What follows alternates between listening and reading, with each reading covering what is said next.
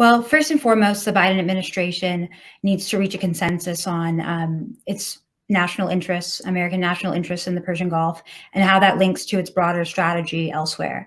One of the things that we saw with the Trump administration was that often U.S. foreign policy in the region was characterized by vacillations and was very much reactionary to the events on the ground.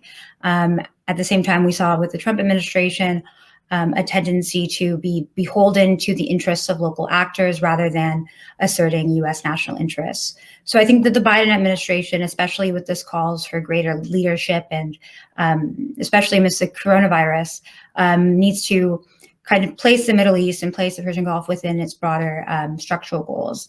The Iranian nuclear issue is obviously something that is a priority and has been discussed quite a bit at length. Of course, there are issues, especially with the timing and issues with mutual compliance of the U.S. return to the JCPOA. One other aspect of this is the question of whether or not the U.S. will engage with Iran on regional issues and issues regarding their ballistic missile program.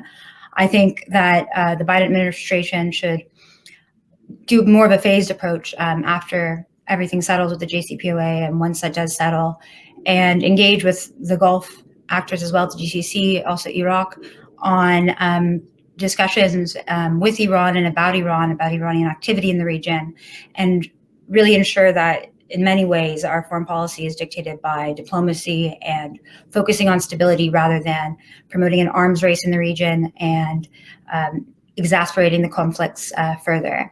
One thing that would be quite advantageous to Persian Gulf security would be potentially looking at ways to focus on deconfliction and measures to promote stability, both maritime stability and naval stability, but also the resolution of regional conflicts. And that requires a very intra-regional focus as well, and pressuring our allies, American allies, to sit at the table and discuss these issues rather than emboldening perhaps some more disabling activities in the region.